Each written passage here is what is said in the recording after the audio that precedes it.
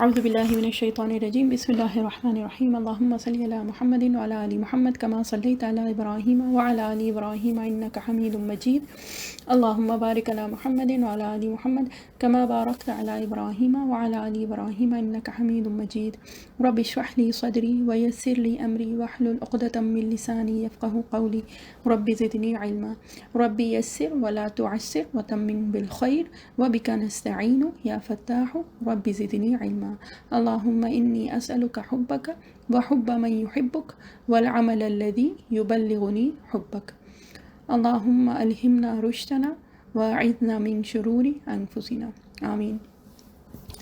انشاءاللہ سورہ انشراح شروع کرتے ہیں۔ اعوذ باللہ من الشیطان الرجیم بسم اللہ الرحمن الرحیم الم نشرح لك صدرك ووضعنا عنك وزرك الذي ينقض ظهرك ورفعنا لك ذكرك صدق اللہ العظیم۔ سورہ انشراح سے پہلے ہم لوگوں نے کی تھی سورہ ضحیٰ، ہے نا، اور ان دونوں صورتوں میں یہ ہے کہ ڈائریکٹ خطاب جو ہے وہ نبی کریم صلی اللہ علیہ وسلم سے ہے نا، اور یہ کہ قرآن شریف میں ویسے اگر دیکھیں تو 4 صورتیں ہیں جن میں جس کو کہتے ہیں نا براہ راست اللہ تعالیٰ نبی کریم صلی اللہ علیہ وسلم سے مخاطب ہیں۔ تو ایک تو سورہ ضحیٰ جو ہم نے پچھلے ہفتے کی تھی، اس کے علاوہ سورہ انشراح ہے، پھر ایک ہے سورہ کوثر جو ہم لوگ کر چکے ہیں، اور سورہ نصر وہ بھی ہم لوگوں کی الحمدللہ ہو گئی ہے۔ تو یہ 4 ہیں جس میں کہ ڈائریکٹ خطاب جو ہے وہ اللہ تعالیٰ کا نبی کریم صلی اللہ علیہ وسلم سے ہے۔ نبی کریم صلی اللہ علیہ وسلم کے توسط سے ہم سب لوگوں تک وہ ہوتا ہے، لیکن بہرحال اس میں جو ضمیر استعمال ہوئی ہے اور جو بات ہوئی ہے وہ جو ہے وہ ڈائریکٹ خطاب نبی کریم صلی اللہ علیہ وسلم سے ہے نا۔ اور اس میں اگر دیکھیں تو جو ربط سورہ ضحیٰ اور سورہ انشراح کی، تو اس کی بات پہلے بھی ہو چکی تھی کہ صحابہ اکرام رضی اللہ عنہم میں حضرت عبداللہ بن مسعود رضی اللہ عنہ سے بھی یہ ان کے جو معمول تھا اس سے پتہ چلتا ہے کہ ایک ہی رکعت میں وہ رضی اللہ عنہ جو ہے وہ سورہ ضحیٰ اور سورہ نشرہ پڑھا کرتے تھے، اور بنا بسم اللہ کے، بیچ میں بسم اللہ نہیں وہ کرتے تھے۔ تو اس کا مطلب قطعاً یہ نہیں ہے کہ وہ دونوں صورتوں کو ایک مانتے تھے، بلکہ اس کا مطلب یہ ہے کہ ایک طرح سے ان دونوں کا جو ربط اور مناسبت جو ہے، جو ایک قرب ہے، وہ جس کو کہتے ہیں بتانے کے لیے یا وہ ظاہر کرنے کے لیے ان کا یہ معمول تھا، یا پھر یہ کہ کبھی ان کو یہ کرتے ہوئے دیکھا گیا ہے، واللہ اعلم بالصواب۔ تو یہ کہ اس کے ربط اور مناسبت جو ہے وہ تو بہت ہے، اور اس کی بات پہلے بھی ہو چکی ہے۔ اب یہ ہے کہ جیسے کہ سورہ ضحیٰ میں نبی کریم صلی اللہ علیہ وسلم سے خطاب کیا ہے اللہ سبحانہ وتعالیٰ نے، اور یہ کہ اس میں یعنی سورہ ضحیٰ کا شان نزول میں یہ بات ہم لوگوں نے پڑھی تھی نا کہ وحی کا جو سلسلہ تھا وہ کچھ وقفے کے لیے منقطع ہو گیا تھا، یعنی رک گیا تھا، پاز ہو گیا تھا، لیکن یہ کہ بہرحال اس وقت تو یہ نہیں پتا تھا نا کہ یہ پاز ہے، یعنی کہ یہ کہ اس وقت شروع میں وحی آنا شروع ہوئی تھی، اور اس کے بعد پھر یہ کہ کچھ دن کے لیے رک گئی۔ اب یہ کہ اس وقت تو یہ نہیں پتا تھا کہ ہاں یہ ہمیشہ کے لیے رکی ہے یا اس کے بعد پھر سے جاری اور ساری رہے گا۔ اب یہ کہ خیر اتنے جس کو کہتے ہیں کہ 1400 پلس سال کے بعد اب ہم لوگوں کو پتا ہے کہ ہاں وہ بیچ میں ایک پاز آیا تھا، ہے نا، لیکن اگر اس وقت کے اعتبار سے دیکھیں تو اس وقت تو نہیں پتا تھا کہ یہ پاز ہے، کہ یہ ہمیشہ کے لیے رک گیا ہے، کہ ابھی کچھ دن بعد پھر شروع ہوگا، یہ کتنے دن بعد ہوگا۔ تو بہرحال وہ جو ایک کیفیت تھی نبی کریم صلی اللہ علیہ وسلم کے اوپر، وہ وقفہ جو تھا وہ بہت شاق گزر رہا تھا نبی کریم صلی اللہ علیہ وسلم پہ، اور اس پہ پھر اللہ تعالیٰ نے سورہ ضحیٰ نازل فرمائی۔ اور یہ کہ سورہ ضحیٰ کی چند آیات جو ہم لوگ پڑھ چکے ہیں، تو اس میں ایک جو انداز ہے اللہ تعالیٰ کا کہ اس کلام کا، تو وہ کچھ اسی طرح سے ہی آیا ہے سورہ انشراح کے شروع میں، ہے نا۔ سورہ ضحیٰ میں ہم لوگوں نے پڑھا تھا نا، الم یجدک یتیما فآ ووجدک ضالا فہدا، الم یجدک یتیما فآوا ووجدک ضالا فہدا ووجدک عائلا فاغنا، ہے نا۔ تو وہ شروعات جو ہوئی تھی وہ کیا تھا، الم یجدک یتیما فآوا، اور یہاں پہ اللہ تعالیٰ نے کیا کیا ہے، یہ وہی انداز ہے جو شروع کرنے کا ہے، الم نشرح لك صدرك ووضعنا عنك وزرك الذي انقض ظهرك. تو وہاں پہ بھی 3 آیات تھی جس میں پہلی آیات علم سے شروع ہوئی تھی اور اس کے بعد علم دوبارہ نہیں آیا تھا، لیکن جو عطف ہے یعنی کہ جو بیچ میں واو جو بار بار آیا ہے وہ یہ بتاتا ہے کہ یہ ان آیات کا جو ایک تسلسل ہے وہ پیچھے سے چلا آ رہا ہے. اور اسی طرح سے سورہ نشرح میں بھی 3 آیات، اور اس میں جو شروعات ہے وہ کیا ہے، علم سے ہی شروع ہے، اور اس کے بعد جو آگے جو آیات ہیں یعنی وَوَضَعْنَا عَنْكَ وِزْرَكَ الَّذِي أَنقَضَ ظَهْرَكَ، تو وَرَفَعْنَا لَكَ ذِكْرَكَ، تو یہ والی جو چیز ہے یہ عطف ہو رہی ہے اپنی پہلی آیت پہ، یعنی کہ علم نشرح لک صدرک جو آیت ہے اس سے عطف ہو رہی ہے. عطف مطلب جو واو بیچ میں آیا ہے یعنی جس کا مطلب ہوتا ہے اور انگلش میں جس کو اینڈ کہا جاتا ہے AND اینڈ، ہے نا، تو یہ عطف کہلاتا ہے.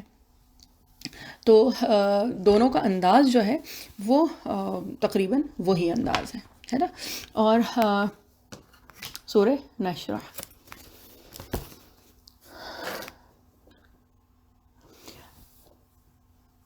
علم نشرح لک صدرک، کیا ہم نے آپ کی خاطر آپ کا سینہ نہیں کھول دیا؟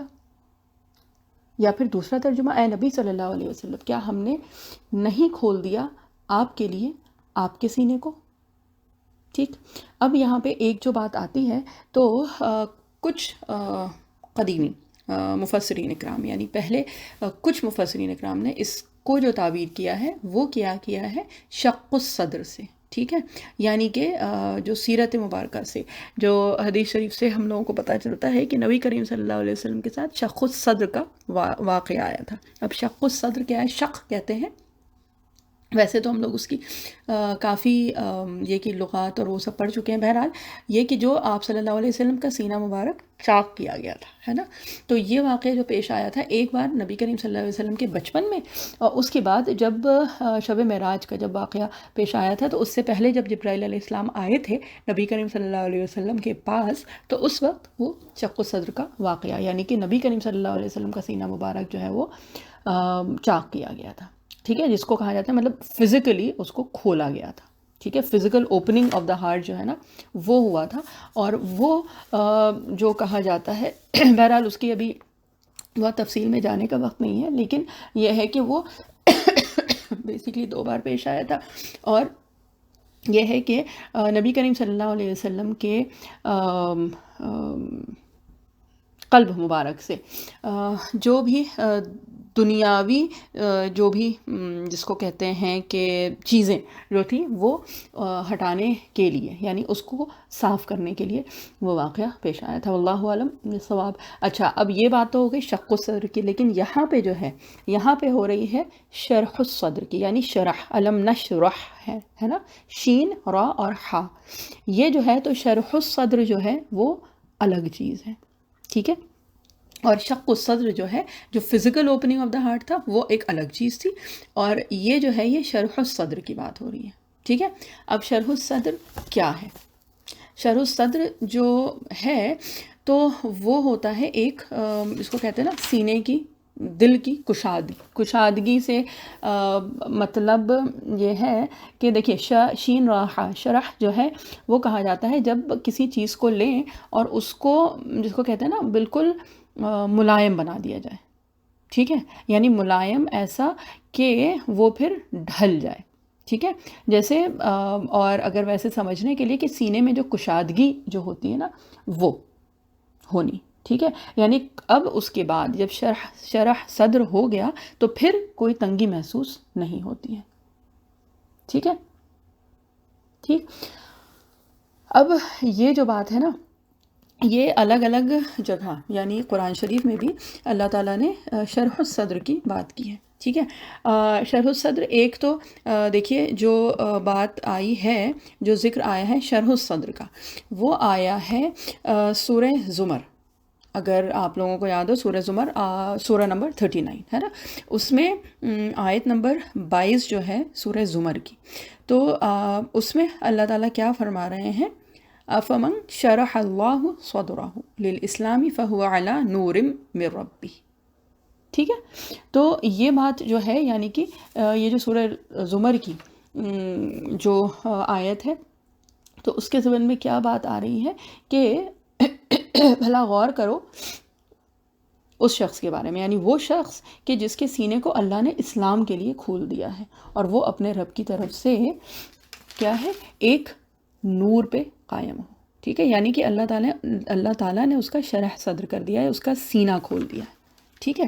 اور اسی طرح سے ایک اور سورہ ہے سورہ انعام، ٹھیک، سورہ انعام جو کہ سورہ نمبر 6، ٹھیک ہے، 6 ہے، اور سورہ انعام کی آیت نمبر 125، ٹھیک ہے، یعنی کہ 125۔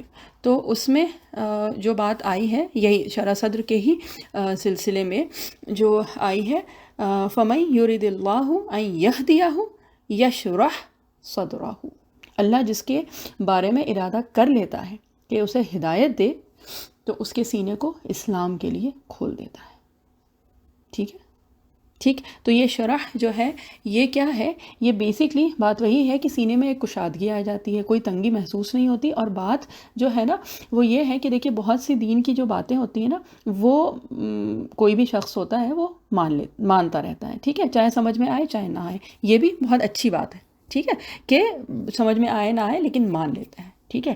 پھر ایک چیز جو ہوتی ہے، ایک جو درجہ ہوتا ہے، ایک لیول ہوتا ہے، وہ یہ ہوتا ہے کہ شرح صدر کا جو وہ ہوتا ہے وہ کیا ہوتا ہے کہ دل کھلا ہوتا ہے، یعنی کہ جو بھی شریعت کی جو چیز ہے نا ہر چیز کو مانتا ہے، لیکن وہ مجبوری میں نہیں مانتا ہے، بلکہ جس کو کہتے ہیں نا کہ اس کو پتہ ہے کہ اس حکم میں یا اس شریعت میں اس کے لیے خیر ہے نا، تو اس کو کہا جاتا ہے علی وجہ البصیرہ، یعنی کہ اس کو دکھائی دیتا ہے کہ اس میں خیر ہے، اس کو یہ بات سمجھ میں آتی ہے، اس کا دل اس چیز پہ مطمئن ہے کہ جو یہ احکام ہیں یہ میرے بھلے کے لیے ہیں، اور اگر میں ان کو فالو کروں گا، یہ مانوں گا تو اس میں میرا ہی فائدہ ہے۔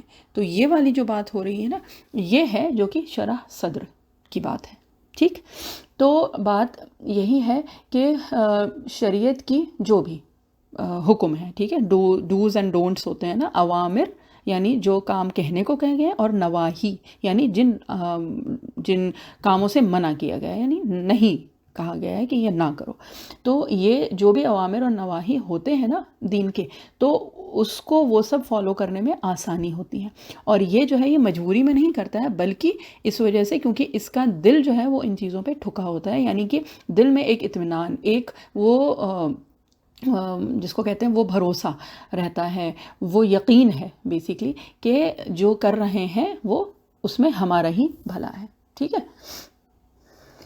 تو ایک تو مقام وہ ہو گیا کہ سمجھ میں نہیں آ رہا ہے لیکن وہ کر رہا ہے، وہ مان تو رہا ہے، ٹھیک ہے، اور ایک وہ ہے کہ اس کا انشراح صدر ہو چکا ہے، ٹھیک ہے، تو اس کے لیے یہ سب جو بھی چیزیں ہیں نا وہ ماننا آسان ہو جاتا ہے، تو یہ ہے شرح صدر، ٹھیک، کہ ایک کیفیت تو یہ ہے کہ آدمی کو معلوم ہو کہ اس میں میرا ہی فائدہ ہے، ٹھیک ہے، اللہ تعالیٰ نے جو بھی اس میں جو بھی احکام ہے تو اس میں حکمت ہے، ٹھیک ہے، تو احکام شریعت اس کو بھاری نہیں لگتے ہیں، اور یہ ہے شرح صدر، ٹھیک ہے۔ یہ شرح صدر کا ایک درجہ ہے کہ اللہ تعالیٰ اپنے بندوں کو عطا کرتے ہیں کہ جس سے جو بھی اسلامی عقائد ہیں، جو بنیادی جو ایمانیات والی چیزیں ہیں، وہ ساری چیزیں وہ مانتا ہے، اور ان پہ یقین کر کے اس کو مانتا ہے نا، احکام شریعت جو ہیں وہ بھی اس کو اپنی فطرت کے مطابق ہی محسوس ہوتے ہیں، ٹھیک ہے، اس کی جو عقل ہے وہ ان چیزوں کو قبول کرتی ہے، اور پھر ظاہر سی بات ہے ہر چیز جو ہے وہ بہت آسان ہو جاتی ہے، ٹھیک ہے۔ تو یہ ہے کہ یہ جو دو آیات جو ابھی جس کی بات ہوئی تھی سورہ انعام کی آیت نمبر 125 اور سورہ زمر کی آیت نمبر 22، جس میں کہ اللہ تعالیٰ خود فرما رہے ہیں کہ اللہ تعالیٰ جس کے بارے میں ارادہ کر لیتا ہے کہ اسے ہدایت دے دے تو کیا ہوتا ہے کہ اس کے سینے کو اسلام کے لیے کھول دیتا ہے، ٹھیک ہے، اور اس میں ہم سب لوگ شامل ہیں اس طرح سے کہ بہت سارے احکام ہوتے ہیں جو کہ ٹھیک ہے سمجھ میں آتے ہیں نہیں آتے، کچھ کبھی یہ ہوتا ہے ایک درجہ وہ ہوتا ہے کہ مجبوری میں آدمی کرتا ہے، الحمدللہ ثم الحمدللہ کم سے کم اللہ تعالیٰ نے اپنی اطاعت کی توفیق عطا فرمائی ہے۔ ایک اس سے جو اونچا درجہ ہوتا ہے وہ یہ ہوتا ہے کہ آدمی اس کو خوشی سے کرے، اس وجہ سے کیونکہ اللہ تعالیٰ نے اس کا شرح صدر کیا ہوا ہے، اسے شرح صدر حاصل ہوتا ہے تو پھر وہ اور آسانی سے کر لیتا ہے، ٹھیک ہے. تو جو بھی اوامر اور نواہی جو ہیں ان کی حکمت اس کو واضح ہو چکی ہوتی ہے اور وہ یہ کام کرتا ہے، اور پھر جس کو کہتے ہیں کہ اللہ وجہ البصیرہ کرتا ہے، ٹھیک ہے، کہ باطنی اس کو بصیرت، یعنی اس پہ اس کو یہ بات سمجھ میں آتی رہتی ہے، اور وہ بصیرت اس کو حاصل ہو گئی ہے، یعنی کہ اس کا سینہ جو ہے وہ کھل گیا ہے، جس کو دوسرے الفاظ میں کہا جاتا ہے نا کہ سینہ اس کا منور ہو چکا ہے نا، یعنی نور اللہ تعالیٰ نے اس کے سینے میں اس طرح سے ڈال دیا ہے نا. اور سورہ زمر کی جو آیت ہے تو اس میں اللہ تعالیٰ یہی فرما رہے ہیں نا کہ وہ اپنے رب کی طرف سے ایک نور پہ قائم ہے، ٹھیک. اور سورہ ملک جو لوگ ابھی کر رہے ہیں تو ہم لوگوں نے ابھی وہ آیت بھی ابھی انشاءاللہ اس ہفتے وہ ہوگی کہ ایک وہ شخص ہے نا کہ جو سیدھا کھڑا ہے، ٹھیک ہے، اور اس کی منزل اس کے سامنے ہے، ٹھیک ہے، یعنی وہ اپنی منزل کو دیکھ رہا ہے اور کہ وہ منزل اس کی سامنے ہے اور اس کو ادھر جانا ہے. تو ظاہر سی بات ہے اس کا جو ایک فوکس ہوگا، جو اس کا ایک جس کو کہتے ہیں نا موٹیویشن ہوگا، وہ الگ ہوگا بنسبت اس انسان کے جو کہ اوندھے منہ گھسٹتا ہوا جا رہا ہے. اللہ تعالیٰ ہم سب لوگوں کا شرح صدر فرمائے. تو ایسا جو شرح صدر ہے وہ ہم کو بھی مانگنا چاہیے. اور اگر آپ لوگوں کو ذہن میں ہو تو یہ دعا جو ہم لوگ ہر اپنی کلاس سے پہلے مانگتے ہیں کیا ہے، وہ رب اشرح لی صدری. تو موسیٰ علیہ السلام کو بھی اللہ تعالیٰ نے سکھایا نا یہ دعا. موسیٰ علیہ السلام نے بھی یہ کہ جو رسالت کا جو کام تھا اس کے لیے موسیٰ علیہ السلام نے بھی شرح صدر کی دعا کی تھی، ہے نا. تو بات یہ ہے کہ شرح صدر کے 2 درجات، ٹھیک ہے. ایک تو یہ ہے کہ ایمان اور اسلام کے لیے سینے کا کھل جانا جو عام آدمی یعنی ہم لوگوں کے لیے، ٹھیک ہے. پھر ایک جو شرح صدر ہے کہ جو رسالت کی جو ذمہ داری ہے وہ اٹھانے کے لیے موسیٰ علیہ السلام نے اللہ تعالیٰ سے دعا کی تھی، اور نبی کریم صلی اللہ علیہ وسلم کے لیے اللہ تعالیٰ کی طرف سے یہ عطا تھی، ٹھیک ہے، شرح صدر، ٹھیک. تو بہرحال اللہ تعالیٰ ہم سب لوگوں کو شرح صدر عطا فرمائے، اور یہ کہ ہم لوگوں کو اللہ تعالیٰ توفیق عطا فرمائے کہ ہم شرح صدر کی حقیقت اللہ تعالیٰ سے مانگیں اور اللہ تعالیٰ ہم کو وہ عطا فرمائے. وَوَضَعْنَا عَنْكَ وِزْرَكَ، اور کیا ہم نے آپ پر سے آپ کا وہ بوجھ نہیں اتار دیا، الَّذِي أَنْقَضَ ظَهْرَكَ، جس نے آپ کی کمر توڑ رکھی تھی، ٹھیک. اب یہ کیا ہے، اور دور کر دیا، آپ سے ہٹا دیا، یا اور دور کر دیا یا آپ سے ہٹا دیا آپ کا وہ بوجھ جو آپ کی کمر کو توڑے دے رہا تھا، یا پھر جو وہ بوجھ جس کے تلے آپ کی کمر دوہری ہو جا رہی تھی، ٹھیک ہے. یہ کیا ہے، وَوَضَعْنَا عَنْكَ وِزْرَكَ، ٹھیک. اب یہ کیا ہے، اب وضع، ٹھیک ہے. ایک ایک لفظ جو ہے یہ اس میں کوئی الفاظ مشکل نہیں ہے، یا ایسا نہیں ہے کہ اس کے بہت سارے مطلب آتے ہیں، بہت آسان اور چھوٹی صورتیں ہیں. اور یہ کہ مفہوم کے اعتبار سے جیسے پہلے بھی سورہ ضحیٰ کے سلسلے میں بھی بات ہو گئی تھی کہ لغت اور جو لینگویج ہے، یعنی جو بھی یہ کہ زبان جو بھی استعمال ہوئی ہے تو وہ بہت آسان ہے، اور یہ کہ جس کو کہا جاتا ہے کہ ایک سطحی طور پہ سمجھنے کے اعتبار سے نہایت آسان صورتیں، اور ان کی گہرائی میں اگر جائیں تو مشکل ترین صورتیں ہیں، ٹھیک ہے. کیونکہ اس میں بات جو ہے وہ رسالت کی ہو رہی ہے، اور یہ کہ عالم ارواح کی بات ہو رہی ہے، اور بہت ساری اور چیزیں ہو رہی ہیں. اور ایک بیسکلی ایک جو بات ہے نا وہ یہ کہ نبی کریم صلی اللہ علیہ وسلم سے اللہ تعالیٰ خود مخاطب ہو کے اور ایک طرح سے نبی کریم صلی اللہ علیہ وسلم کو تسلی دی جا رہی ہے، ٹھیک ہے.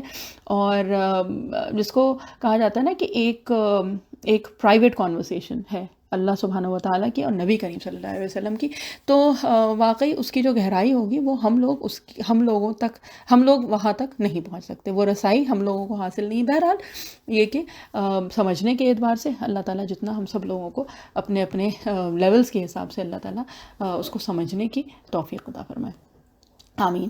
تو وضع جو ہوتا ہے، وضع ہوتا ہے کوئی چیز رکھ دینا، ہے نا. وہ اکواب موضوعہ یاد ہو اگر ہم لوگوں نے پہلے کیا ہے نا کہ وہ اکواب یعنی وہ کہ اس کو کہتے ہیں کوزے یا آب خورے جو کہ رکھے ہوئے ہوں. تو وضع ہوتا ہے جب کوئی چیز نیچے رکھ دی جائے, ٹھیک ہے, لیکن وضع اس طرح سے نیچے رکھنا ہوتا ہے کہ آپ نے وہ چیز نیچے رکھ دی اور اب وہ دوبارہ نہیں اٹھے گی, ٹھیک ہے, یعنی کہ وہ نیچے رکھ دی گئی ہے, اب it will not come up again, ٹھیک ہے.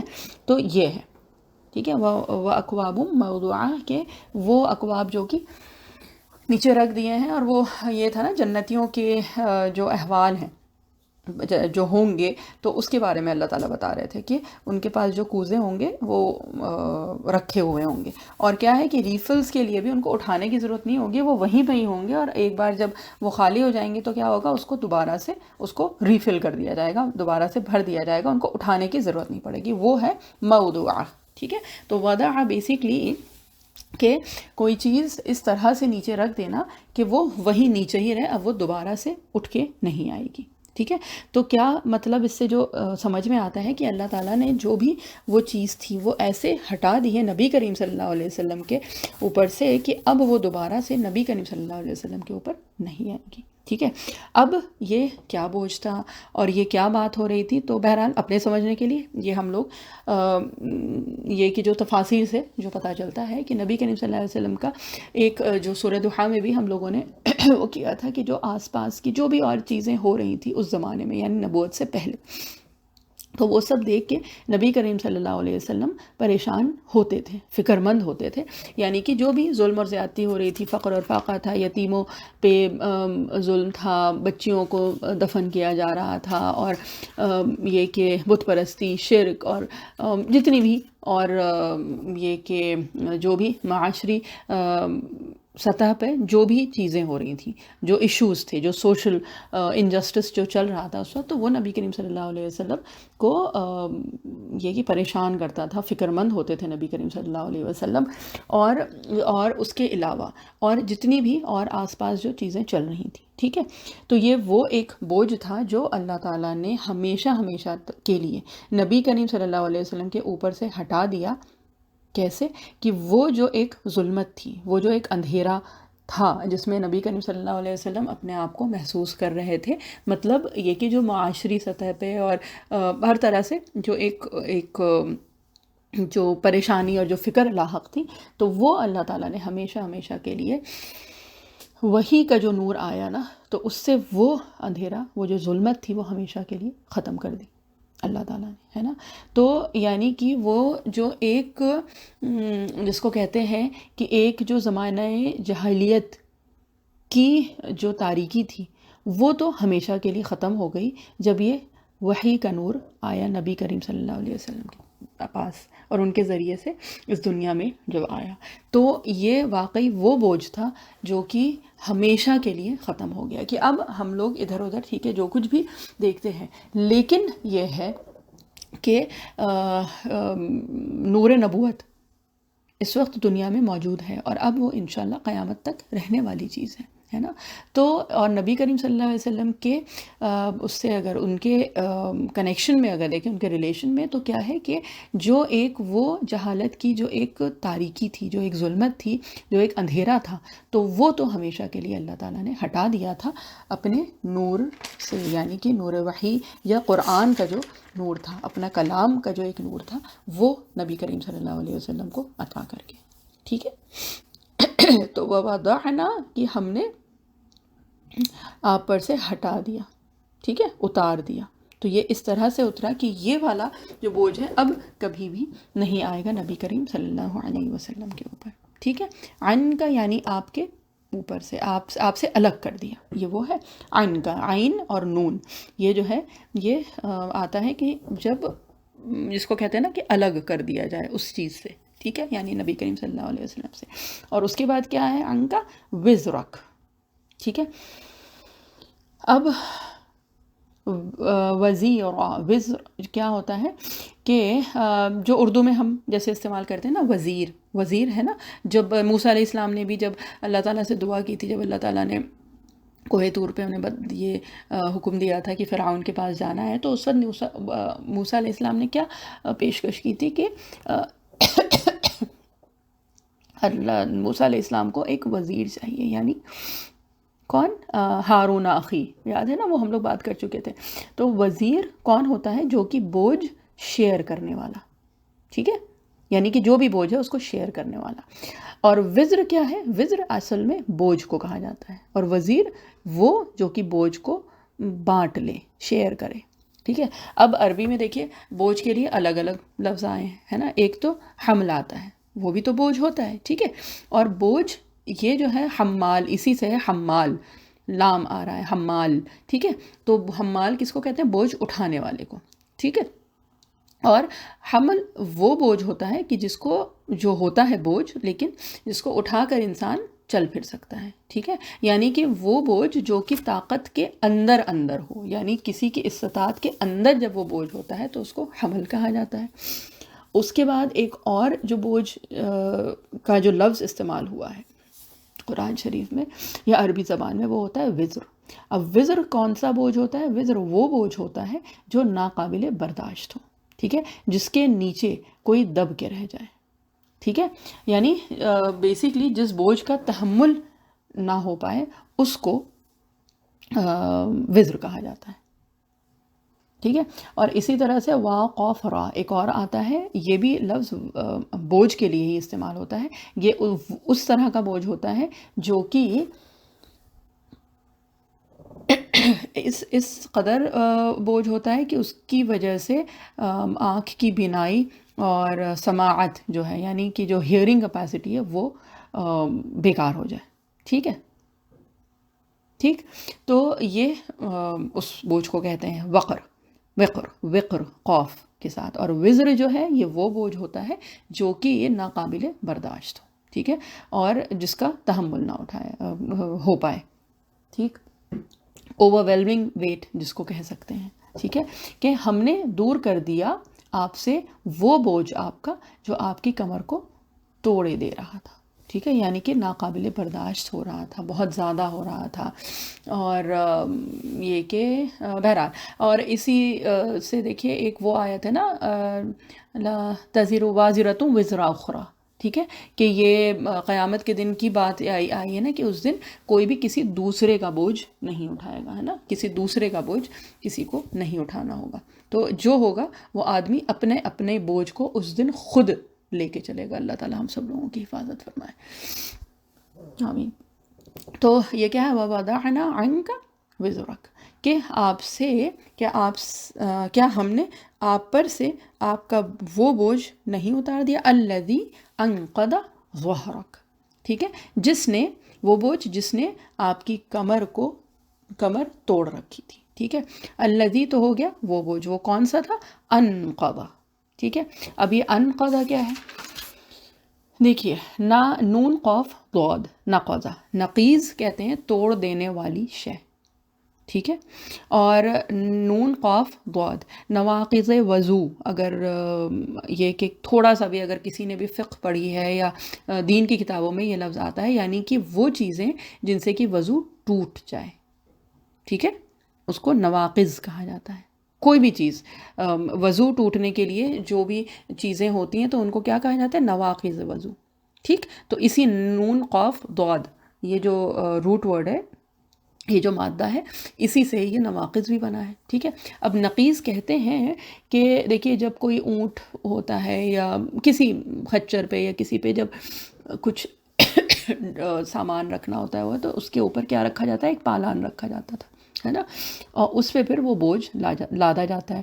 بوجھ جب بہت زیادہ ہو جاتا ہے تو کیا ہوتا ہے کہ وہ جو پالان جو آپ نے رکھا ہے تو اس میں سے ایک جیسے آواز آنے لگتی ہے. تو اس آواز سے مطلب کیا ہے؟ وہ ایک طرح کی وارننگ ہوتی ہے نا، کہ اب یہ کہ اب اگر اس سے زیادہ ہوگا تو پالان ٹوٹ جائے گا، ہے نا. یہ جو آواز جو آتی ہے نا اس پالان میں سے، اس کو نقیض کہا جاتا ہے، ٹھیک ہے. اور واقعی مطلب یہ سب پڑھ کے لگتا ہے ماشاء اللہ، سبحان اللہ، ماشاء اللہ، لا قوت الا باللہ، کہ کس قدر گہری ہے یہ زبان. اور مطلب ایک ایک لفظ اور اس کا مطلب، اور وہ پھر ظاہر سی بات ہے، خیر اللہ تعالیٰ نے اپنے کلام میں استعمال کیا ہے تو اس کی تو کیا گہرائی ہوگی وہ اللہ تعالیٰ ہی بہتر جانتے ہیں. لیکن ہاں یہ کہ وہ جتنا ہم لوگوں کی استطاعت ہے اتنا پڑھ کے بھی، اور صرف یہ کہ تفسیر کی ایک دو کتابیں دیکھ کے ہی پھر پتہ احساس ہوتا ہے کہ اس کو کہتے ہیں نا کتنی رچ یہ زبان ہے، اور اس میں جو الفاظ استعمال کیے گئے ہیں سبحان اللہ. تو نقضہ، تو نقیض کیا ہوا؟ وہ آواز، ٹھیک ہے، کہ بالکل بس جس کو کہتے ہیں کہ جو یہ وارننگ دیتی ہے کہ اب اس سے زیادہ اگر بوجھ ہوگا تو پھر کیا ہوگا؟ ٹوٹ جائے گی وہ چیز، ٹھیک ہے. یہ ہے نقیض، ٹھیک ہے. تو الذی انقض ظہرک، ٹھیک. اور ظہر جو ہے وہ کس کو کہا جاتا ہے؟ یہ جو ہے یہ بیک، جو کمر، پیٹھ جو ہو اس کو، ٹھیک. اور یہ کہ اسی طرح سے مطلب یہ بات پہلے بھی ہوئی تھی کہ کسی کو بھی اگر، جس کو کہتے ہیں کہ اسٹرانگسٹ پارٹ اگر کسی انسان کا جو وہ ہے وہ کیا ہے؟ بیک ہے نا. تو یہ کہ جو عام بول چال میں بھی استعمال ہوتا ہے کہ اگر کسی کا، جس کو کہتے ہیں نا کہ بہت تھکان ہے، بہت زیادہ بوجھ ہے، یا کسی چیز کی بہت ٹینشن ہے یا جو بھی ہے، تو کیا ہوتا ہے کہ بھئی مطلب جیسے وہ کمر توڑ، جو بھی کمر توڑ بخار کہا جاتا ہے یا اس طرح سے، تو کسی چیز کی شدت اگر بیان کرنی ہے تو وہ کیا اس کو پھر استعمال میں جو آتا ہے کہ وہ ایسا کہ جیسے کمر ٹوٹ گئی ہے نا. تو یہ ہے کہ جو سب سے اسٹرانگسٹ جو چیز ہوتی ہے وہ ہوتی ہے وہ ظہر، یعنی کہ جو بیک بون ہے نا، جیسے backbone of the society یا backbone of whatever. تو اس سے کیا پتہ چلتا ہے کہ وہ چیز کتنی ضروری، کتنی اہم اور کتنی مضبوط قوی چیز ہے نا. تو یہ ہو گیا الذی انقض ظہرک، ٹھیک ہے.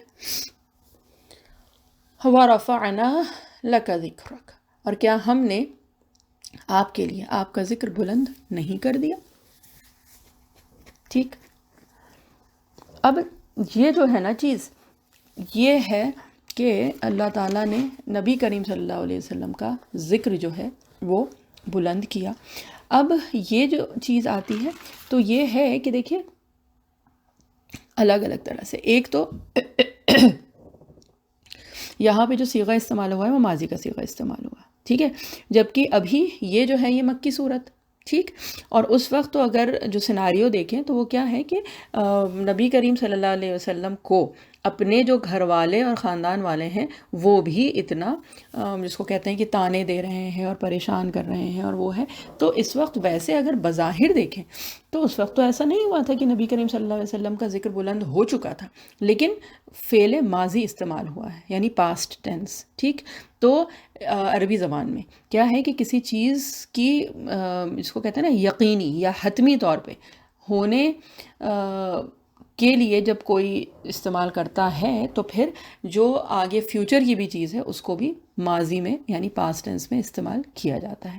جیسے کہ مثال کے طور پہ، اور یہ بات پہلے بھی آ چکی ہے کہ قیامت کے لیے جب اللہ تعالیٰ ذکر فرماتے ہیں تو کئی جگہ اکثر کیا ہے کہ ماضی کا صیغہ استعمال ہوا ہے، جبکہ قیامت تو مستقبل کی چیز ہے نا. لیکن اس کا یقینی ہونا یعنی حتمی طور پہ کہ وہ ہو ہی جائے گی، ہونی ہی ہے، تو کیا ہوتا ہے کہ ماضی کا صیغہ استعمال کیا جاتا ہے، ٹھیک ہے. یعنی کسی مستقبل کی بات کو یقینی ہونے کے لیے، جس کو کہتے ہیں اس کی تاکید کے لیے یہ چیز استعمال ہوتی ہے، ٹھیک ہے نا. اب کیا ہے کہ نبی کریم صلی اللہ علیہ وسلم کا جو ذکر ہے وہ اللہ تعالیٰ نے بلند کیا. اور وہ اگر دیکھیں تو کلمہ اگر دیکھ لیں، مطلب شروعات کلمے سے کی جائے اگر، تو جب اللہ تعالیٰ کا ذکر ہوتا ہے، جب اللہ تعالیٰ کو یہ کہ یاد کرتا ہے اللہ کا بندہ، تو ساتھ میں اللہ تعالیٰ نے کیا وہ کر دیا ہے، اپنے ساتھ اپنے نبی صلی اللہ علیہ وسلم کا نام جوڑ دیا ہے نا. لا الہ الا اللہ محمد رسول اللہ صلی اللہ علیہ وسلم ہے نا. تو یہ کہ اپنے ساتھ اللہ تعالیٰ نے اپنے نبی کا نام جوڑا اپنے کلمے میں، کہ جب اللہ تعالیٰ کا ذکر ہوتا ہے تو اس کے ساتھ اللہ کے نبی صلی اللہ علیہ وسلم کا ذکر ضرور ہوتا ہے، ٹھیک. اس کے ساتھ اس کے علاوہ اور کیا ہے کہ جب اذان ہوتی ہے تو کیا ہوتا ہے؟ اشہد ان لا الہ الا اللہ، اشہد ان محمد رسول اللہ، ہے نا؟ تو اذان میں بھی اللہ تعالیٰ نے اپنے ساتھ پھر نبی کریم صلی اللہ علیہ وسلم کا ذکر فرمایا۔ اور اب اگر دیکھیں تو پوری دنیا میں جہاں جہاں مسلم آبادی ہے، اور جو جو سب کے الگ الگ ٹائم زونز ہوتے ہیں، اور نماز کا وقت ہوتا ہے، اور وہ ساری جو چیزیں ہوتی ہیں، تو کیا ہے کہ پوری دنیا کو اگر لے لیں تو پوری دنیا میں کوئی ایک شاید ہی ایسا وقت ہو کہ جس وقت نبی کریم صلی اللہ علیہ وسلم کا ذکر نہ کیا جا رہا ہو اذان کی شکل میں، ہے نا؟ تو پوری دنیا میں کوئی نہ کوئی جگہ ضرور ہے کہ جہاں پہ نبی کریم صلی اللہ علیہ وسلم کا نام ذکر ہو رہا ہے نا؟ تو اس طرح بلند کیا اللہ تعالیٰ نے اپنے نبی صلی اللہ علیہ وسلم کے ذکر کو۔ پھر درود، جو اس کی فضیلت ہے اور جو اس کے فضائل ہیں اور وہ ساری چیزیں، ٹھیک ہے۔ پھر اللہ تعالیٰ نے نبی کریم صلی اللہ علیہ وسلم پہ درود، یعنی درود ابراہیمی جو ہم لوگ پڑھتے ہیں نماز میں، وہ فرض ہے نا، فرض نماز میں۔ اور صرف فرض نماز کے علاوہ اگر دیکھیں تو دن بھر میں کتنی بار وہ درود پڑھا جاتا ہے نبی کریم صلی اللہ علیہ وسلم کے اوپر، اور اس کے بنا تو ہماری نماز ہی نہیں ہوگی، ٹھیک؟ تو یہ بھی ہو گیا۔ پھر کیا ہے، اللہ تعالیٰ نے خود فرمایا ان اللہ و ملائکتہ یصلون علی النبی یا ایھا الذین صلوا علیہ، ہے نا؟ تو بہرحال آگے کی آیت ہے اسی کو کنٹینیو کر کے کہ اللہ تعالیٰ ہم کو کہہ رہے ہیں کہ ایمان والوں کو کہ نبی کریم صلی اللہ علیہ وسلم پہ درود بھیجو، ٹھیک؟ تو اللہ تعالیٰ خود اور اللہ تعالیٰ کے فرشتے نبی کریم صلی اللہ علیہ وسلم پہ کیا یصلون علی النبی، ہے نا؟ تو جس پہ خود اللہ سبحانہ و تعالیٰ درود بھیجتے ہیں اور سلامتی بھیجتے ہیں اور اللہ کے فرشتے بھیجتے ہیں، تو اس کا ذکر جو ہوگا وہ کتنا بلند ہے نا، کتنا رفع ہے، کتنا عرفہ ہے، ٹھیک؟ اس کے علاوہ دیکھ لیں تو کیا ہے کہ قیامت کے دن کے سلسلے میں آیا ہے نا وہ حدیث شریف کہ جو جھنڈا ہوگا اللہ تعالیٰ کی حمد کا، وہ نبی کریم صلی اللہ علیہ وسلم کے ہاتھ میں ہوگا، اور اللہ تعالیٰ خیر کبھی بیشی معاف کرے۔ اور اس میں یہ ہے کہ نبی کریم صلی اللہ علیہ وسلم اللہ تعالیٰ کی وہ حمد و ثنا بیان کریں گے کہ جس طرح آج تک دنیا میں کسی نے کبھی بھی نہیں کی ہوگی، ہے نا؟ تو یہ سب ہے، اور قیامت کے دن سب لوگ اپنی شفاعت کے لیے اپنے اپنے نبیوں کے پاس جائیں گے، لیکن وہ جو شفاعت کا جو حق حاصل ہوگا وہ کس کو ہوگا؟ نبی کریم صلی اللہ علیہ وسلم کو، ہے نا؟ تو یہ تو ہو گیا وَرَفَعْنَا لَكَ ذِكْرَكَ، ٹھیک؟ کہ اللہ تعالیٰ نے نبی کریم صلی اللہ علیہ وسلم کا ذکر کس طرح سے بلند کیا، ٹھیک؟ فَإِنَّ مَعَ الْعُسْرِ يُسْرًا إِنَّ مَعَ الْعُسْرِ يُسْرًا، پھر یقیناً ہر مشکل کے ساتھ آسانی ہے، بے شک ہر مشکل کے ساتھ آسانی ہے، ٹھیک ہے؟ کہ سختی کے ساتھ آسانی ہے، یقیناً سختی کے ساتھ آسانی ہے۔ اب یہاں پہ کیا ہے کہ آسانی جو ہے، ٹھیک ہے، وہ کیا ہے کہ وہ مشکلوں کے ساتھ آتی ہے، اور یہ بات اللہ تعالیٰ نے 2 بار فرمائی، ٹھیک؟ تو اس سے ایک تو یہ پتہ چلتا ہے کہ یہ ایک، اس کو کہتے ہیں نا کہ ایک کنٹینیوسلی گوئنگ پروسیس ہے، مطلب یہ کہ ایک مسلسل یہ چیز ہونے والی ہے، ٹھیک ہے؟ کہ جو آسانی ہوتی ہے وہ مشکل کے بعد ہوتی ہے ضرور، ٹھیک ہے؟ اور اس کو اگر دوسرے الفاظ میں دیکھیں تو مشکل کے ساتھ جو ہے وہ اللہ تعالیٰ آسانی دیتے ہیں، یعنی اگر ابھی کہ کچھ حالات ٹھیک نہیں ہیں، کچھ مشقت ہے، کچھ مشکل ہے، کچھ تنگی ہے، کچھ بھی ہے نا، چاہے وہ باطنی ہو چاہے وہ ظاہری ہو، ٹھیک ہے؟ تو اس کے ساتھ اللہ تعالیٰ آسانی دیتے ہیں۔ اب یہاں پہ ایک جو چیز ہے کہ جب عسر آیا ہے تو اس کے ساتھ الف لام لگا ہے، العسری اور یسرن آیا ہے، ٹھیک ہے؟ اور دوسری بار بھی جب ہے تو کیا ہے، ان مع یعنی الیسر اور اس کے ساتھ یسرن، العسر اور اس کے ساتھ یسرن آیا ہے۔ تو العسر جو ہے وہ کیا ہے، معرفہ ہے، ٹھیک ہے؟ یعنی کہ ایک جو بھی پریشانی، اور یسرن جو ہے وہ نکرہ ہے، یعنی کہ اس میں کوئی ایک اختصاص نہیں ہے، وہ نکرہ ہے، کامن جس کو کہتے ہیں انگلش میں۔ تو اس سے مراد جو لی ہے مفسرین اکرام نے تو وہ کیا ہے کہ پریشانی ایک بھی ہو تو اللہ تعالیٰ آسانی جو ہے وہ کم سے کم 2 تو ہوتی ہی ہے، ٹھیک؟ اور یہ نکرہ ہونے کا مطلب یہ ہے کہ یہ کہ کم و بیش کہ آسانیاں، ٹھیک ہے، کہ ایک بار الگ آسانی، دوسری بار کوئی اور آسانی، کچھ اور آسانی. تو یہ ہے کہ یسرن نکرہ دونوں بار اللہ تعالیٰ لائے ہیں، اور عسر کے ساتھ معرفہ ہے، یعنی ایک ایک پرٹیکولر مشکل.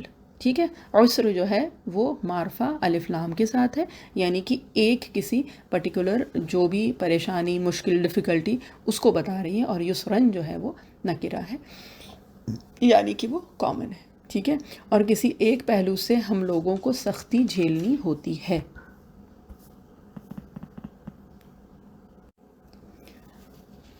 اب اس کے بعد آخر کی 2 آیتیں، فَإِذَا فَرَغْتَ فَانصَبْ وَإِلَىٰ رَبِّكَ فَارْغَب. پھر جب آپ فارغ ہو جایا کریں تو محنت کیا کیجیے اور اپنے رب ہی سے لو لگائیے. ٹھیک، جب آپ صلی اللہ علیہ وسلم فارغ ہو جائیں تو مشقت جھیلیے، کمر کس لیجیے، کھڑے ہو جائیے ہمارے حضور میں، اور پھر اپنے رب کی طرف ہمتاً متوجہ ہو جائیے. ٹھیک، اب اس سے کیا مطلب نکلتا ہے؟ ایک چیز جو ہے وہ کیا ہے کہ فنصب. ٹھیک ہے، فَإِذَا فَرَغْتَ فَانصَبْ. اچھا، اب پہلے تو فرغتا. ٹھیک ہے، تو فرغتا سب سے پہلے تو یہ مخاطب کا صیغہ ہے. ٹھیک ہے، یعنی نبی کریم صلی اللہ علیہ وسلم سے اللہ تعالیٰ بذات خود مخاطب ہے. ٹھیک، فرغتا جیسے جو ہم اردو میں بھی کہتے ہیں فارغ ہو جانا ہے نا، فارغ ہونا، خالی ہونا، یا پھر پورا کر دینا یا تمام کرنا. ٹھیک ہے، اور اسی طرح سے فنصب. فنصب کیا ہے؟ یہ جو ہے یہ امر کا صیغہ ہے، یعنی کمانڈ جس کو کہتے ہیں. فنصب کا مطلب جو ہوتا ہے وہ ہے کیا؟ تھکنا. ٹھیک، اصل میں جو اس کا مطلب تھا نا وہ کیا ہے؟ نصبہ کہتے ہیں کوئی فرملی روٹڈ چیزیں ہوں اس کو. اور یاد ہو اگر یہ پہاڑ جو ہیں جبال کے لیے کیا ہے؟ نصیبت. اگر یاد ہو ہم لوگ پہلے کر چکے ہیں، ہے نا. فرملی روٹڈ جو ہوتا ہے اس کو کہا جاتا ہے. ٹھیک، اور یہ کہ جب فرملی روٹڈ کوئی چیز ہے اور وہ اس جگہ پہ قائم ہے قائم ہے قائم ہے، تو اس سے پھر یہ چیز وہ آ گئی کہ یہ جو ہے یہ تھکنا کے معنی میں بھی استعمال ہونے لگی. ٹھیک ہے، پہلے یہی وہ کر لیتے ہیں. وَإِلَىٰ رَبِّكَ فَارْغَب. اب رغبہ جو آتا ہے تو کیا ہے یہاں پہ؟ خواہش کرنا. ٹھیک ہے، جب یہ اس کے ساتھ مطلب الگ الگ صیغوں کے ساتھ آتا ہے تو پھر اس کے مطلب الگ ہو جاتے ہیں. ٹھیک ہے، کہ اسی طرح سے جب یہ جیسے رغیبہ جو ہے یہ فی کے صیغے کے ساتھ آتا ہے تو خواہش، اور اگر عین اور نون کے صیغے کے ساتھ آتا ہے تو کیا آتا ہے؟ اعراض کرنا. وہ ایک بہت مشہور سنتی استغفر اللہ حدیث شریف ہے نا. دیکھیں اس وقت ایک دم ذہن سے نکل گئی. رغیبہ فمن رغیبہ عن سنتی، رغیبہ عن سنتی، تو یعنی کہ جس نے ہماری سنت سے اعراض کیا، کیا ہے؟ فلیس منی، تو وہ ہم میں سے نہیں. ٹھیک ہے، تو یہی رغیبہ ہے. لیکن جب صیغہ عن کا لگ جاتا ہے تو اس کا مطلب ہو جاتا ہے اعراض کرنا، اور اگر عن کا صیغہ نہیں ہوتا ہے، ٹھیک ہے، تو بصلہ فی کیا ہوتا ہے؟ خواہش کرنا. ٹھیک ہے، الہ کا اگر صیغہ ہوتا ہے تو خواری اور عاجزی ظاہر کرنا. ٹھیک ہے، تو یہ ہے. اور اسی طرح جب یہ کروما کے وزن پہ آتا ہے تو کیا ہوتا ہے؟ بہت جس کو کہتے ہیں سیر ہونا یا کھانا. جب بہت زیادہ ایپیٹائٹ کسی کو خوراک زیادہ ہو تو اس کے لیے آتا ہے. ٹھیک ہے، اب یہ اس کا مطلب کہ اس کے لیے اللہ تعالیٰ نے کیا فرمایا کہ دیکھیے فَإِذَا فَرَغْتَ فَانْصَبْ وَإِلَىٰ رَبِّكَ فَارْغَب، کہ پھر جب آپ فارغ ہو جائیے، کس چیز سے فارغ ہو جائیں تو محنت کیجیے، فنصب تو کس چیز میں محنت کرنی ہے۔ تو یہاں پہ مختلف اقوال آئے ہیں جس میں یہ کہ جو زیادہ جو مانی ہوئی جو چیز وہ آتی ہے اس میں، تو وہ کیا ہے کہ جب آپ جو یہ کہ رسالت کی جو ذمہ داری ہے، ٹھیک ہے، جو اللہ تعالیٰ نے ایک فرض منصبی جو نبی کریم صلی اللہ علیہ وسلم کو دیا تھا، جب نبی کریم صلی اللہ علیہ وسلم اس سے فارغ ہو جائیں، یعنی جو دن بھر کا جو ایک دعوت اور تبلیغ کا کام ہے، جو لوگوں کے طعنے جھیلنا ہے اور دعوت اور تبلیغ کے لیے جانا ہے اور ایمان والوں کی حوصلہ افزائی کرنا ہے، اور وہ جتنی بھی یہ ساری جو چیزیں جو چل رہی ہیں، تو دن بھر نبی کریم صلی اللہ علیہ وسلم اس کی مشقت جھیلتے تھے، ہے نا۔ تو جب اس مشقت سے جب فارغ ہو جائیں تو پھر کیا کریں، پھر آپ صلی اللہ علیہ وسلم کو کیا کرنا ہے، مشقت جھیلنی ہے، ٹھیک ہے، یعنی کہ کمر کس لیجئے، کھڑے ہو جائیے، کس کے لیے، ہمارے حضور میں، یعنی اللہ تعالیٰ کے حضور میں۔ پھر رات میں کھڑے ہو کے نبی کریم صلی اللہ علیہ وسلم پھر اپنے رب سے لو لگاتے تھے، ہے نا۔ اور اس کی تو حدیث شریف میں اتنی حدیث شریف میں بہت کثرت سے اس کا ذکر ہے کہ رات بھر جیسے نبی کریم صلی اللہ علیہ وسلم کھڑے ہوتے تھے۔ عائشہ رضی اللہ عنہا کی حدیث ہے کہ اتنا جس کو کہتے ہیں کہ مستقل کھڑے ہوتے تھے نبی کریم صلی اللہ علیہ وسلم کہ پیروں پہ ورم آ جاتا تھا، ہے نا۔ اور یہ کہ بہرحال حدیث شریف میں اس کا کئی جگہ سے ہم لوگوں کو یہ بات پتہ چلتی ہے کہ آپ صلی اللہ علیہ وسلم کی جو رات کی جو عبادات جو تھی وہ کس حد تک ہوتی تھی، ہے نا۔ تو کیا تھا کہ اس میں پھر نبی کریم صلی اللہ علیہ وسلم اس کے لیے مشقت کیجیے، ہے نا، یعنی کہ دن کی مشقت سے جب فارغ ہو جائیں تو پھر کیا ہے کہ رات کے لیے کمر کس لیجیے، رات میں کھڑے ہو جائیے ہمارے حضور میں، ٹھیک ہے۔ وَإِلَىٰ رَبِّكَ فَارْغَب، اور اپنے رب ہی سے لو لگائیے، ٹھیک ہے، اور پھر اپنے رب کی طرف ہمتاً متوجہ ہو جائیے، ٹھیک ہے، یعنی کہ اپنے رب کی طرف متوجہ ہو جائیے، یکسوئی کے ساتھ اپنے رب کی طرف آپ متوجہ ہوئیے، ٹھیک۔ اب یہ ہے کہ رات میں جب نبی کریم صلی اللہ علیہ وسلم کھڑے ہوتے تھے تو ایک یکسوئی تھی، ہے نا۔ دن میں دن بھر جو بھی چیزیں ہوتی تھیں، کبھی کسی کے طعنے ہو رہے ہیں، کبھی کسی کوئی دل آزاری کر رہا ہے، کوئی جس کو کہتے ہیں نا کہ الٹی سیدھی باتیں بول رہا ہے، کوئی جھوٹا قرار دے رہا ہے، کوئی کچھ اور طعنے دے رہا ہے، کوئی یہ کہہ رہا ہے کہ مجنون ہو گیا نعوذ باللہ، یا الگ الگ چیزیں وہ ہوتی تھی۔ پھر یہ کہ ایمان والوں پہ جو تشدد ہوتا تھا وہ سب کچھ تو نبی کریم صلی اللہ علیہ وسلم دیکھتے تھے، تو بہرحال دل میں ایک ملال تو ہوتا ہوگا، ہے نا۔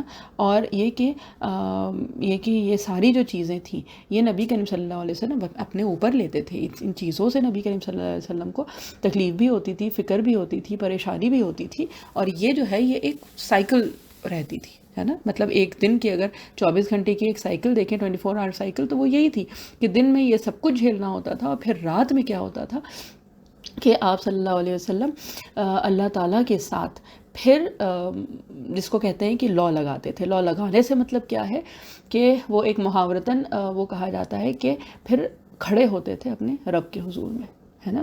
اور یہ جو ہے یہ سورہ مزمل، سورہ مدثر، ان سب سے یہ چیزیں پتہ چلتی ہیں نا، قم اللیل الا قلیلا، اور حدیث شریف سے بھی بہت جگہ یہ بات پتہ چلتی ہے۔ اور بات یہی ہے کہ دیکھیے اگر ویسے دیکھیں تو نبی کریم صلی اللہ علیہ وسلم کے لیے وہ جو ایک سرور تھا نا، جو اللہ سبحانہ و تعالیٰ کے حضور میں کھڑا ہونا، تو وہ ایسا تھا کہ اس سے بڑا اور کوئی خوشی، یا پھر ہم اس کو آسان الفاظ میں اس کو ہم بہرحال ایک سرور جو تھا، ایک خوشی، ایک تسلی، ایک تشفی، ایک جس کو کہتے ہیں نا کہ ایک جو ہم لوگ دعا میں اکثر سنا ہوگا نا، حلاوت الایمان، ہے نا، ایک سجدوں کا سرور، ایک ذکر کی لذت، تو وہ چیزیں ہم مانگتے ہیں اللہ تعالیٰ ہم لوگوں کو عطا کرے، لیکن ان چیزوں میں ایک سرور ہوتا ہے،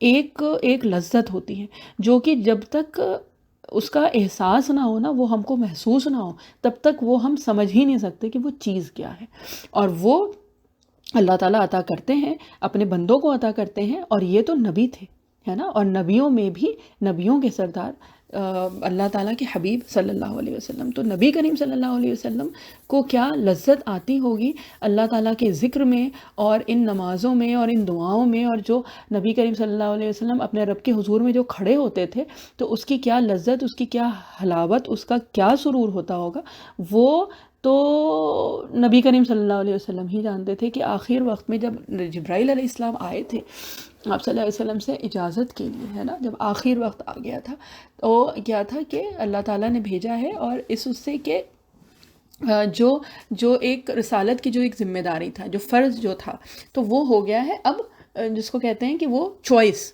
دی گئی تھی نبی کریم صلی اللہ علیہ وسلم کو. تو آپ صلی اللہ علیہ وسلم نے کیا فرمایا تھا, یہ کہ اللہم رفیق الاعلیٰ, کہ نبی کریم صلی اللہ علیہ وسلم نے اللہ تعالیٰ سے ملنے کو ترجیح دی تھی, ہے نا. اللہ تعالیٰ کے حضور میں خود پہنچ جانے کو نبی کریم صلی اللہ علیہ وسلم نے ترجیح دی تھی. یعنی کہ اس دنیا کو چھوڑ کے نبی کریم صلی اللہ علیہ وسلم کو اللہ تعالیٰ کے پاس جانا زیادہ محبوب تھا, ہے نا. دنیا میں رہنے کا جو مقصد تھا وہ ہو گیا تھا, یعنی کہ جو رسالت کی جو ذمہ داری تھی وہ ہو گئی تھی مکمل. تو نبی کریم صلی اللہ علیہ وسلم کو جب آپشن, جب چوائس دی گئی تو کیا تھا, نبی کریم صلی اللہ علیہ وسلم نے اپنے رب کے پاس جانا چنا, ہے نا. تو وہ واقعی پھر کیا شوق ہوگا, اور وہ ایک محبت ہوگی, اور وہ ایک سرور ہوگا کہ نبی کریم صلی اللہ علیہ وسلم نے اس کو چنا, ہے نا. اور یہ جو ایک کیا کہتے ہیں, ایک جو رغبت ہوتی ہے, یہ جو ایک حلاوت ہے, تو یہ اللہ تعالیٰ اپنے بندوں میں بھی عطا کرتے ہیں. اور اگر یاد جو ہم لوگوں نے موسیٰ علیہ السلام کا دیکھیں قصہ ہم لوگ کر چکے ہیں, ہے نا. تو اس میں وہ والا جب کہ موسیٰ علیہ السلام کو اللہ تعالیٰ نے کوہ طور پہ موسیٰ علیہ السلام گئے, اور وہاں پہ جب ایک بات ہو رہی تھی, ہے نا, اور اس میں کیا تھا کہ موسیٰ علیہ السلام کے ہاتھ میں وہ عصا تھا, تو اللہ تعالیٰ نے پوچھا کہ یہ کیا ہے, تو کیا اللہ تعالیٰ کو نہیں پتا تھا کہ کیا ہے, لیکن بہرحال تو موسیٰ علیہ السلام نے بھی جب بتانا شروع کیا, ہے نا, تو یہ نہیں تھا کہ وہ مطلب کہ اللہ تعالیٰ آپ کو نہیں پتا کہ یہ کیا ہے نا, لیکن کیا تھا کہ وہ ایک جس کو کہتے ہیں نا, ہی واز انجوائنگ اٹ, ان کو اچھا لگ رہا تھا, ایک مزہ تو بہت ہلکا لفظ ہوگا, ایک سرور کی کیفیت تھی, ہے نا. تبھی تو موسیٰ علیہ السلام wanted to prolonging the conversation, کہ وہ جو ایک بات چیت ہو رہی تھی نا اللہ تعالیٰ سے, تو موسیٰ علیہ السلام کو مطلب جو جوابات تھے ان کے وہ سن کے تو یہ احساس ہوتا ہے نا کہ موسیٰ علیہ السلام کو تھا کہ یہ بات اور آگے کیسے بڑھائی جائے, ہے نا, یعنی کہ یہ اور زیادہ ہو اور ہو. تو بہرحال یہ کہ وہ سب کچھ ہوا, اور اس کے بعد پھر جو بھی کانورسیشن ہوئی وہ ساری چیزیں, ہے نا. اور سوچ لیجئے کہ وہ کس سے ہے, مالک الملک, ہے نا. اور موسیٰ علیہ السلام کو اس وقت کیا حلاوت محسوس ہوئی ہوگی, کیا لذت محسوس ہوئی ہوگی, وہ سب کچھ کر کے, اور پھر حکم کیا تھا کہ یہ سب کچھ چھوڑ کے یہاں سے اتر کے, اور کہاں جانا ہے, کہ ابھی بات ہو رہی ہے, کلام ہو رہا ہے کس سے, اللہ سبحانہ و تعالیٰ سے, ہے نا. اور اس کے بعد پھر جانا کس کے پاس ہے, فرعون کے پاس. تو موسیٰ علیہ السلام کو دل تو نہیں چاہ رہا ہوگا, لیکن بہرحال کرنا تھا وہ, کیونکہ اللہ تعالیٰ نے حکم کیا تھا. تو بات یہ ہے کہ جو بھی فرائض جو ہیں, ہے نا, تو وہ کرنے ہیں کیونکہ اللہ تعالیٰ کا حکم ہے نا. اور وہ فرائض جب ادا ہو جائیں تو پھر کیا ہے کہ اپنے رب کے حضور میں کھڑے ہونا ہے. نبی کریم صلی اللہ علیہ وسلم کو اگر اللہ تعالیٰ نے یہ کہا تھا, نبی کریم صلی اللہ علیہ وسلم کے ذریعے سے یہ ان کی امت کے لیے, ہے نا. کہ کبھی ہم لوگوں کو کبھی یہ لگتا ہے نا کہ فرض جو بھی چیزیں ہیں تو اللہ تعالیٰ نے فرض کی ہیں, بس وہ کر لیا, بس ہو گیا ہمارا دین مکمل. وہ نہیں ہے. اپنے رب سے لا لگانا جو ہے نا, وہ ہے جو کہ ہمارا مقصد ہونا چاہیے, ہے نا. وہ جو فرائض ہے وہ ساری چیزیں ہم لوگ کرتے ہیں, اور وہ تو ضروری ہے, اس کے بنا تو کوئی چارہ ہی نہیں ہے. لیکن کیا ہے کہ اس کے علاوہ جو بہت ضروری چیز ہے وہ کیا ہے کہ اپنے رب کے حضور کھڑا ہونا ہے ہم کو. یعنی کہ وہ جو چیزیں ہوتی ہیں نا, جو فرائض کے علاوہ جو ہوتی ہیں, جو نوافل, جو تہجد, جو اور جو جس کو کہتے ہیں نا کہ دعائیں ہیں, جو ایک اکیلے میں بیٹھ کے کبھی اللہ تعالیٰ سے بات کرنا, یہ ساری جو چیزیں ہیں یہ ہمارے لیے ضروری ہیں, ہے نا. تو یہ ہے کہ اللہ تعالیٰ نے نبی کریم صلی اللہ علیہ وسلم کو اس طرح سے بولا ہے، اور وہ ہے تو مطلب یہ خیر تفسیر میں نہیں ہے، لیکن یہ ہم ویسے اپنے اس سے کہہ رہے ہیں کہ جب کبھی وہ ہوتا ہے نا کہ جب فرائض ادا کرتے کرتے بہت تھکان ہو جاتی ہے، اور وہ ہے، اور رات میں یا کبھی دعاؤں میں کمی آنے لگتی ہے، وہ ہے تب پھر یہ احساس ہوتا ہے کہ نہیں، اگر آپ صلی اللہ علیہ وسلم کو اللہ تعالیٰ نے یہ کہا تھا تو ہم لوگوں کو تو کچھ تھوڑا بہت تو ہم لوگوں کو وہ ہے. اور یہ کہ نبی کریم صلی اللہ علیہ وسلم کے ذریعے سے تو اس امت کو یہ بات کہی جا رہی ہے نا، یہ کلام تو ہمارے لیے اللہ تعالیٰ نے بھیجا ہے نا. تو وہی ہے کہ وقت بھی ختم ہو رہا ہے، تو بس یہ کہ اللہ تعالیٰ ہم سب لوگوں کو واقعتاً اللہ تعالیٰ ایمان کی حلاوت نصیب فرمائے، سجدوں کا سرور نصیب فرمائے، اور اللہ تعالیٰ ذکر کی لذت ہم سب لوگوں کو نصیب فرمائے. آمین. سبحان اللہ و بحمدہ، سبحانک اللہم و بحمدک، نشہد ان لا الہ الا انت، نستغفرک و نتوب الیک. سبحان ربک رب العزت عما یصفون، وسلام علی المرسلین، والحمد للہ رب العالمین، برحمتک یا ارحم الراحمین. جزاک اللہ خیر. السلام علیکم ورحمۃ اللہ وبرکاتہ.